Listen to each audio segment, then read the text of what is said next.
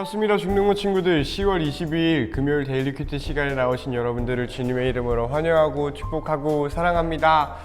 얘들아, 이제 드디어 날씨가 좀 가을해졌어요. 우리 주일인가 월요일인가 엄청 추웠던 날이 있죠.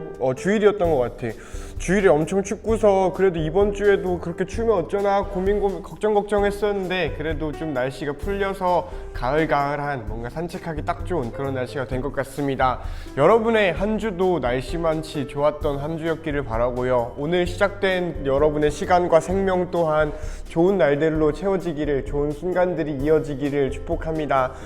그러면 우리 같이 기도하고 하나님 말씀 묵상해보면 좋겠는데, 오늘은 내가 기도 안 하고요, 너가 한번 해보세요.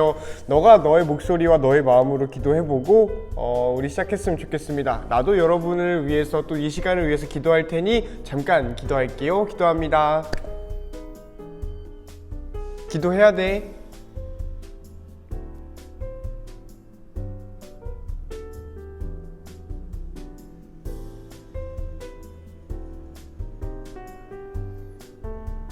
예수님의 이름으로 기도드립니다. 아멘. 자, 오늘 함께 나눌 말씀은 출애굽기 35장 20절로 29절 말씀입니다. 같이 함께 보면 좋겠는데, 드디어 만족할 만한 양이 나왔어요. 나는 이 정도 양이 딱 좋은 것 같더라고. 우리 같이 하나님 말씀 읽어보면 좋겠습니다. 이스라엘 모든 백성이 모세에게서 물러나왔습니다. 마음이 움직인 사람, 스스로 바치기를 원하는 사람은 여호와께 예물을 가져왔습니다. 그 예물은 회막과 그 안에서 쓸 모든 도구와 특별한 옷을 만드는 데 쓸 것이었습니다. 남자나 여자나 바치기를 원하는 사람은 온갖 금붙이를 가져왔습니다. 그들은 장식핀과 귀고리와 반지와 목걸이 같은 것을 가져왔습니다. 파란색 실과 자주색 실과 빨간색 실과 고운 모실을 가진 사람도 그것을 주님께 가져왔습니다. 염소 털과 붉게 물들인 순양 가죽과 고운 가죽을 가진 사람도 그것을 여호와께 가져왔습니다. 은이나 놋을 바칠 수 있는 사람은 그것을 여호와께 예물로 바쳤습니다. 여러 가지 도구를 만들 때 쓸 조각목을 가진 사람도 그것을 주님께 가져왔습니다. 손재주가 있는 여자들은 누구나 실을 만들어 파란 실과 자주색 실, 빨간 실, 고운 모실을 가져왔습니다. 손재주가 있으면서 이를 돕기 원하는 여자들은 다 염소털로 실을 만들었습니다. 지도자들은 에봇과 가슴 덮개에 달 줄마노와 그 밖에 보석을 가져왔습니다. 그들은 향료와 기름도 가져왔습니다. 그것은 향기를 내는 향과 거룩히 구별할 기름과 불을 켤 기름에 쓸 것이었습니다. 이스라엘의 남자와 여자 중에서 이를 돕기 원하는 사람은 여호와께 예물을 가져왔습니다. 그 예물은 여호와께서 모세와 백성에게 명령하신 일을 하는데 쓸 것이었습니다. 아멘. 짧은 구절이었지요. 그러니 여러분 다시 한번 집중해서 읽어보고 우리 같이 하나님 말씀 묵상해 봤으면 좋겠습니다. 시작! 여러분은 어느 부분에 눈과 마음이 좀 머물렀나요? 좀 생각이 되고 질문이 들고 인상 깊은 구절은 어디였는지 궁금하네요. 전도사님 여러 구절이 있었는데, 전도사님은 이 본문을 묵상하다 보면 계속해서 깊어지더라고. 여러분도 이런 경험을 해본 적이 있나요? 나는 이 정도 묵상했으면 됐지, 뭐랄까, 묵상이라는 표현이 좀 피상적이죠. 이 정도 느낀 점을 느꼈으면 됐지 라고 생각할 만한 거리가 있겠다 싶었는데, 전도사님은 다음날에 이 말씀이 또 생각나서 다시 보니까 또 다른 것이 떠오르고, 다음날에 또 이 말씀이 너무 기억이 나서 다시 보니까 또 다른 깊은 묵상이 생기고 이랬던 기억이 납니다. 전도사님이 오늘 이 말씀을 나누려고 준비하는 과정 중에 그 일주일 동안 있었던 일들이에요. 그냥 이 정도면 됐겠다라고 생각되었는데, 물론 모든 말씀들이 다 그러기는 해요. 그러긴 한데 이 말씀은 유독 더 깊게 들어가시던 경험이 있었습니다. 여러분에게도 그런 은혜가 있기를 바라고요. 전도사님이 어떻게 묵상이 되었었냐면, 처음에는 이거 헌금에 대한 어떤 말씀이구나, 헌금에 대한 거구나 라고 생각해서 헌금에 대한 이런 묵상들, 이런 게 있었는데, 뭔가 하다 보니까 다음날이 되니까 이게 헌금에 대한 것만은 아니었겠구나, 이게 좀 더 본질적인 가치가 있었던 거구나, 이게 좀 더 헌금이라는 드러나는 것을 말하는 것이지, 드러나는 게 헌금이라는 모양인 거지, 좀 더 본질적인 게 있었구나, 좀 더 내면적인 게 있었구나 라는 생각이 들게 되었던 본문이었어요. 여러분도 어땠는지 모르겠는데 전도사님의 묵상을 한번 들어봤으면 좋겠어. 먼저는 헌금에 대해서 이야기를 해보고 싶어요. 헌금에 대해서 어떻게 이야기를 할 거냐면, 이 본문은 헌금에 대해서 이야기하는 본문이 아니다 라는 이야기지요.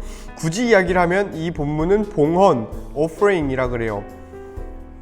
봉헌에 대한 본문이다 라는 거지요. 여러분이 잘 기억을 해보면 전도사님이 예배 때 얘들아 헌금 기도하자 라고 하지 않고 봉헌 기도하겠습니다 라고 이야기를 해요. 그러면은 봉헌과 헌금이 다르다 라는 걸 전도사님이 그런 용어를 사용하면서 여러분에게 알려주는 거였겠다 싶기도 하지요. 굳이 비교를 하면은 크게 다른 건 없는데 이런 관계입니다. 봉헌 안에 헌금이 있어요. 봉헌 안에 헌금이 있는 거야. 헌금은 봉헌인데 봉헌은 헌금 100% 헌금이다 라고 하지는 않아요. 봉헌은 다른 모양으로 드려질 수도 있어요. 그래서 내가 봉헌을 돈으로 물질로 드리겠다 하면 그것을 헌금이라고 하고요. 예전에 우리 신앙의 선배, 믿음의 선배들은 엄마 아빠 세대들은 이거를 쌀로 하는 경우도 있었다라고 해요. 그래서 그거를 헌미 혹은 성미라고도 했다라고 하고요. 또 이런 것들이 있었겠다 싶어요. 뭐 그런 의미에서 봉헌은 여러 가지 내가 드리는 그 모든 것을 봉헌이라고 하고요. 그게 돈으로 드러났을 때 헌금이 되겠다라고 해요. 그래서 우리가 예배를 드린다라고 할 때 이것도 봉헌이고요. 그렇기 때문에 우리가 예배 공간에 와서 예배 시간에 우리의 시간을 드리는 것, 이것도 봉헌이겠다 싶어요. 우리가 시간을 드린다라는 것은 전도사님 지금 시간이 2시거든. 2시를 보내고 있는 전도사님의 지금 이 1분 1초는 전도사님의 생명이잖아. 그러니 여러분이 예배를 드릴 때 보내고 있는 그 1시간에 여러분의 생명을 하나님께 드리는 거겠다 싶다라는 거지요. 그러니 우리가 시간을 드린다라는 것은 생명을 드린다라는 것이고, 또한 우리가 물질을 드림으로써 우리의 모든 걸 하나님께 드립니다라는 고백이 봉헌이겠다 싶어요. 그 중에 오늘 여기는 물질로 드리는 것에 대해서 이야기를 하는데 거기에서 멈춥니다. 그냥 이 헌금은 이런 거야 라고 알려주는 거 아니에요.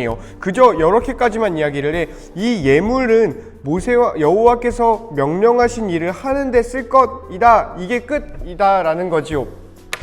봉헌이 어떤 거다, 헌금이 어떤 거다를 설명하지 않고 그냥 주님께 드려진 돈은 주님의 일을 하는데 쓸 거야. 그러니 다른 데 쓰게 하지 마 라는 어떤 이야기가 나오겠다 싶습니다. 그리고 이 예물은 제사장도 드립니다. 여기 보면은 제사를 집도하는 이 지도자들도 뭔가를 계속해서 드립니다. 그러니 우리가 좀 어떤 나쁜 뉴스 아니죠. 오히려 정확한 뉴스고, 거기 정확한 뉴스에서 다룬 나쁜 교회들에서 하는 목사님이 막 헌금 빼앗아 가고 막 이렇게 헌금 가지고 생쇼를 하는 그런 건 지극히 틀린, 그거는 뭐 성경을 가지고 이야기하지 않더라도 우리의 상식선에서 저건 범죄라고 딱 이야기할 수 있는 것이겠다 싶어요. 그래서 헌금을 잘 쓰는 게 참 중요하겠다 싶고, 근데 사실 이거는 헌금을 드리는 우리 입장에서 할 수 있는 어떤 차원은 아니겠다 싶다라고 느껴지겠지만 그게 나를 악한 거라고 생각을 해요. 이거는 다음 주 큐티에 좀 나눌 수 있는 부분이 있는 것 같아서 그때 이야기를 해보기로 하고요.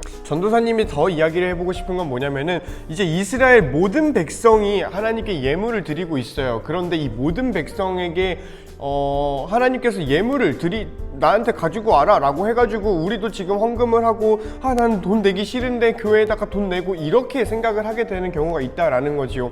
그런데 이거 잘 읽어보면 이렇게 이야기를 해요.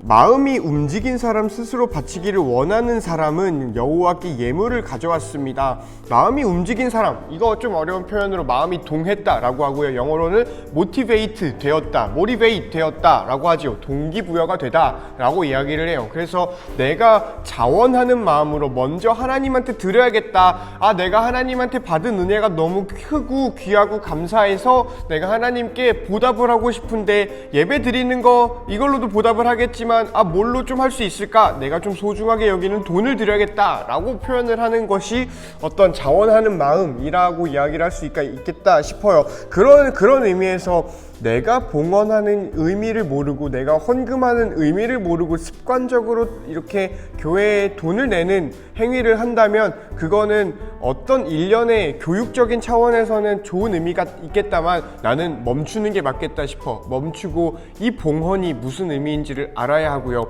아는 거 이전에 내가 주님께 먼저 드려야겠다, 드리고 싶다라는 마음을 가지는 게 먼저겠다라는 생각이 좀 듭니다. 그 마음이 없으면 봉헌은 봉헌이 아니게 돼요. 봉헌은 그냥 돈을 이렇게 돈이 오가는 그런 행위, 어떤 시간이 오가는 행위, 이거밖에 되지 않겠다. 그냥 조금 포장해서 얘기하면 종교적 행사가 될 수 있겠다라는 생각이 듭니다. 그래서 자원하는 마음이 모든 것의 시작입니다. 왜 레위기 1장부터 6장은 어떤 걸 다루냐면, 레위기 1장부터 6장은 번제부터 소제 이렇게 시작을 해서 화목제, 속죄제, 속건제 이렇게 5대 제사를 다뤄요. 그런데 이 5대 제사, 이렇게 그 5번의 대제사를 이렇게 이야기를 하는데, 우리가 생각했을 때 이 이스라엘 백성은 이 제사들을 엄청 까다로운 절차를 걸쳐서 이렇게 모든 사람이 예배를 해야 된다, 제사를 드려야 된다라고 생각을 하고 있어요. 그런데 레위기 1장 2절을 딱 가보고 2장 1절을 딱 가보면, 곧 번제와 소제를 딱 가보면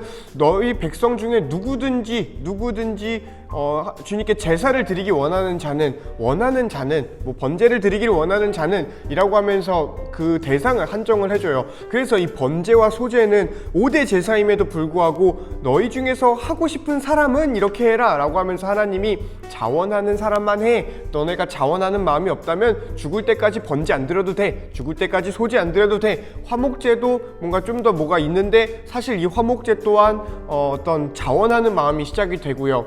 근데 속죄제, 속건제는 너네가 죄를 지었으면 이 응당 거룩해져야 하니 드려야 합니다 라고 하나님께서 레위기를 통해서 말씀해 주시는 게 있어요. 잠깐 이야기가 샜는데, 이걸 통해서 하나님께서 말씀하시는 게 뭐냐, 그 예배의 중심이 되는 이 제사 제도, 이거를 통해서 하나님께서 말씀해 주시는 시작점에 있는 게 뭐냐면, 예배하고 싶은 사람이 해, 제사 드리고 싶은 사람이 제사 드려. 근데 죄를 지은 거에 대해서는 모두가 나오긴 해야 돼 라고 하나님께서 말씀하시는 거지. 그러면은 결국 이 제사 또한 이 엄청나게 철저하고 엄청나게 뭔가 딱딱해 보이고 뭐 어려워 보이는 이 제사의 시작점이 원하는 사람, 자원하는 마음이겠다 싶어요. 하나님은 그래서 자원하는 사람을 찾는다라는 생각이 들기도 해. 그런 맥락에서 봤을 때 오늘 본문은 타당하지요. 자원하는 사람만 예물 드리세요. 너희 중에, 모든 백성 중에 자원하는 마음이 혹시 안 드니, 혹시 자원하는 상황이 안 되니, 그러면은 뭐 어쩔 수 없겠다, 잠깐 내려놓고 뭐 다음번을 기약을 해보자 라고 이야기를 할지는 모르겠지만, 성경은 그렇게까지 이야기를 하고 있지는 않지만, 적어도 자원하는 사람에게 예물을 가지고 와라 라고 말씀을 하고 계시고요. 좀 신기하게도 이스라엘은 모든 사람이 자원했다라고 하지요. 나는 그게 은혜겠다 싶어요. 자원하는 사람만 드려 라고 해가지고 안 드릴 수 있는 자유 또한 주신 것도 은혜인데, 진짜 은혜는 모든 사람이 자원할 수 있는 그런 마음을 가지게 해주셨다라는 것이 나는 진짜 은혜겠다 싶어. 그런 의미에서 전도사님은 오늘 이 말씀들을 통해서 여러분과 나누고 싶은 건 뭐냐면은, 얘들아, 우리가 자원하는 마음을 가지고 하나님께 귀한 것을 드리자, 작더라도 자원하는 마음으로 드리자 라고 도전하고 싶어요. 도전하고 싶은데, 사실 이 자원하는 마음은 내가 너희에게 주입해 줄 수 없거든. 내가 너희에게 야, 너 자원해야지 라고 해서 한다면 그 자원이 아니잖아. 그때부터 이 자원하는 마음은요, 여러분과 하나님과의 관계에서 나오겠다 싶어요. 여러분과 예수님과의 관계, 좀 어려운 말이고 상상이 안 되는 모양일 수도 있겠다 싶은데, 여러분이 느끼는 하나님의 살아계심과 여러분이 느끼는 예수 그리스도의 부활하심이 여러분의 삶에 있어야 자원할 수 있겠다 싶어. 이거 없으면 자원이 될까 싶기도 해요. 전도사님이 오늘 여태까지 이야기를 한 건 뭐냐면요, 이 본문을 요약한 것, 또 설명한 것, 그리고 전도사님이 느낀 것, 묵상한 것을 나눈 거고, 이 묵상의 진짜 최종 결과물은 뭐였냐면은, 왜 전도사님 시작할 때 얘기했잖아요. 깊어졌다고.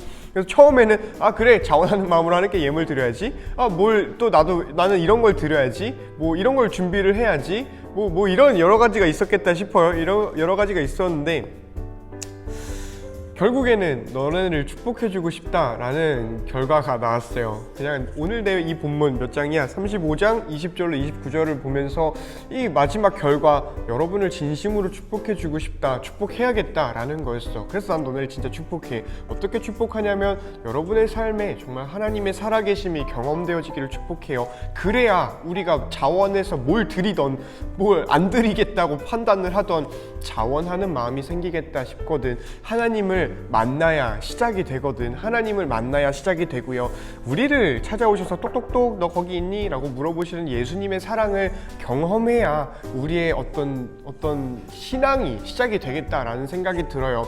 그러니 여러분에게 오늘도 다가오셔서 지금도 여러분의 삶에 어떻게든 들어가려고 비비고 계시는 그 하나님의 사랑을 여러분이 경험하기를 바라고요. 그렇습니다. 전도사님의 기도 제목은 그래서 요즘엔 계속 그래요. 여러분이 하나님을 뜨겁게 만나는 여러분이 됐으면 좋겠고요. 어쩔 때는 잠잠하게 하나님을 만나는 여러분이 되기를 바래요. 그게 예배를 통해서건 이 큐티를 통해서건 삶의 어떤 방향과 어떤 채널을 통해서건 여러분을 향한 하나님의 그 사랑과 살아있는 그 사랑이 정말 경험되어지기를 바랍니다. 네, 그렇고요. 우리 내일 모레 주일 예배 때 늦지 말고 10시 반에 만났으면 좋겠습니다. 안녕.